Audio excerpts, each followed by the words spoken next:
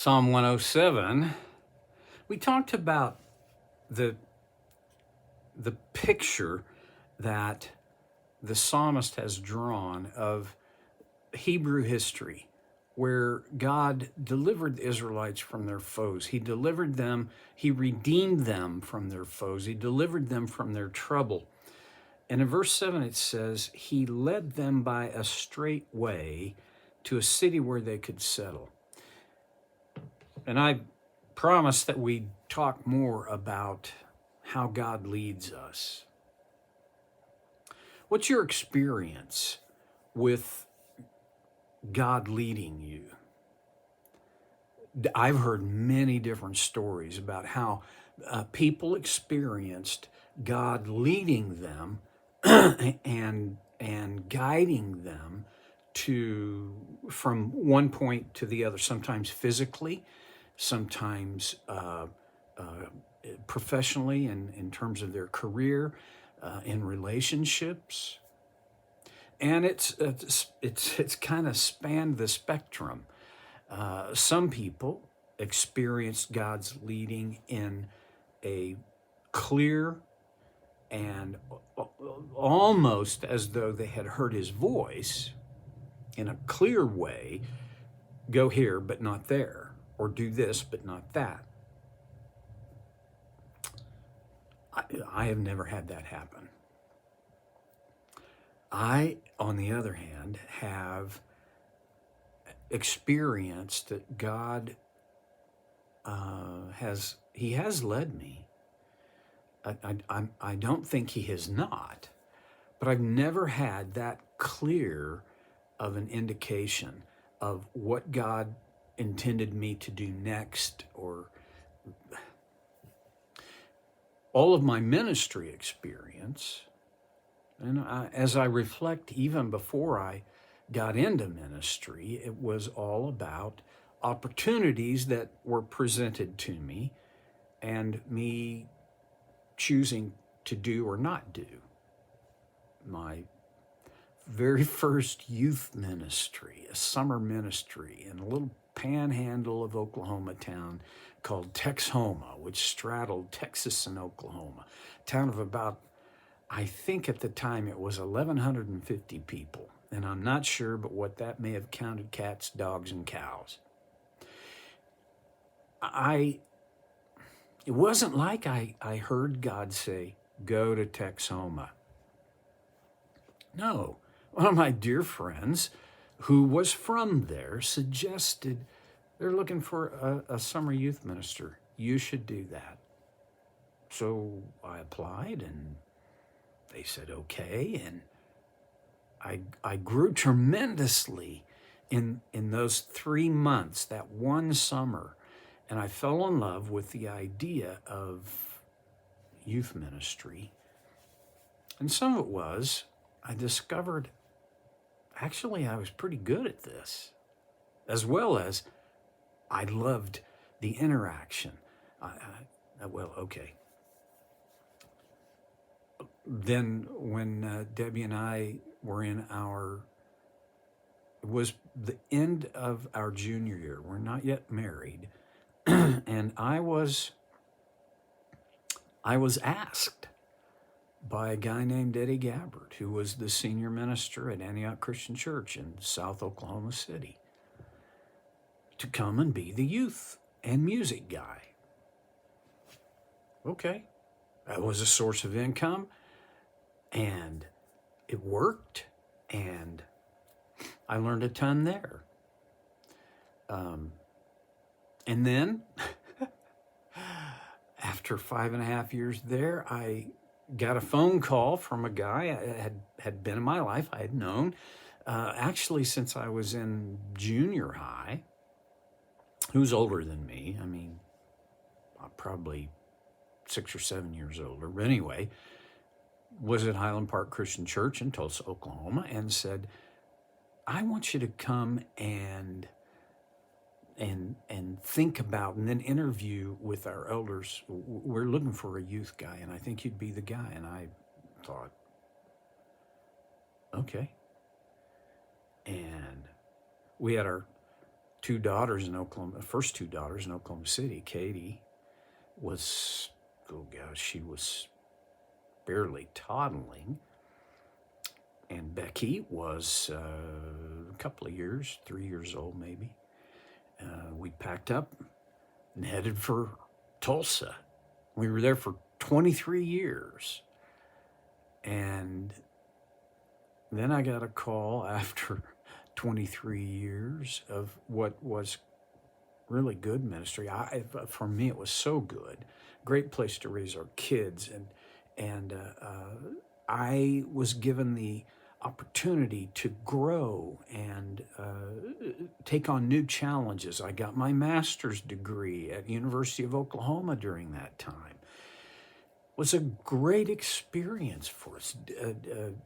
During that time, Debbie and I wrote a vacation Bible school curriculum that we called Creative VBS, and it literally provided the funding for us to put our three daughters through college for their bachelor's degrees. Beyond that, they were on their own. But I got a phone call from Canyon Ridge Christian Church. Okay. They wanted me to come and be the care pastor. And it sounded like a great opportunity. And so we came. But I never heard or even felt God saying, this is for you. This is the way. No, I mean, what I felt and heard was, here's a great opportunity. Are you interested? Because if you want to do it, you can do it. On and on. I could give you many examples from my own life where I didn't hear the voice of God. I didn't see any skywriting. But the opportunity presented itself, and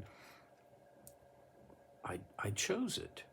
I said yes. I also said no to some opportunity. I also believe I could have said no to I think I could have said no to all the opportunities I was presented for ministry and not been rejected by God or it not be a sin. So when I'm talking about being led by God, one of the ways that gets expressed is in the idea of what is God's will for me, and then how do I do what God's will for me is. I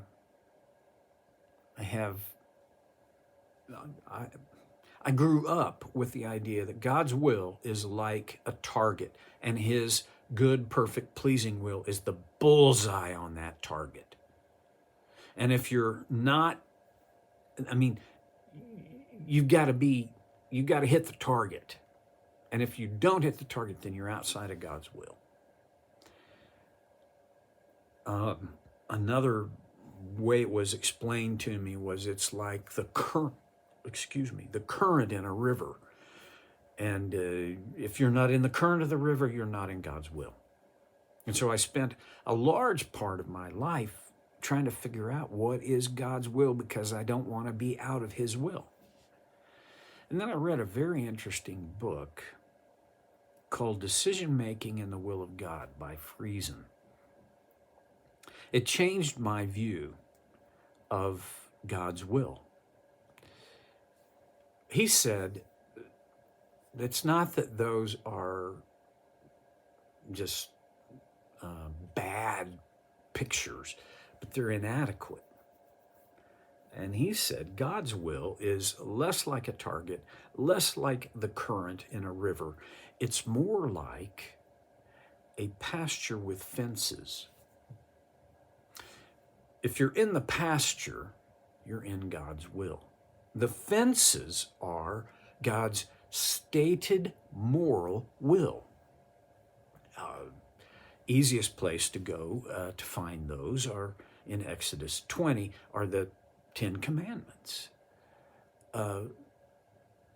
God has clearly said, here are the moral boundaries. Live within them. And if I am living within them, then I am in God's will. If you want an interesting personal study, crack open your Bible app on your phone, iPad, computer, and type in will of God. The New Testament has more than you probably even imagine references to the will of God, and but it's not some ethereal poke and hope kind of idea. So that's a challenge. Discover that. Within the pasture, you will have many options. And if an option is within that pasture, if it's inside the fences, then you can't be out of God's will. You can choose some things that are wiser than others. And Friesen calls that the way of wisdom.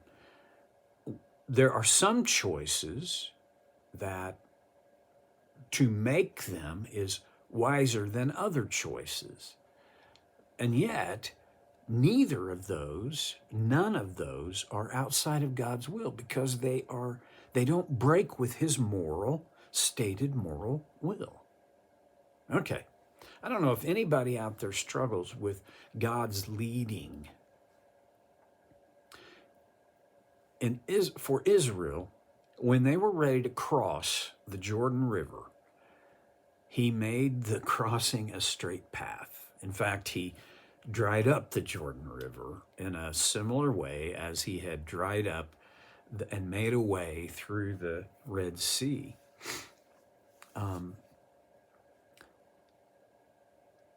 He led them by a straight way to a city where they could settle. This is interesting. One aspect of this. A city where they could settle, not where they could build their own city.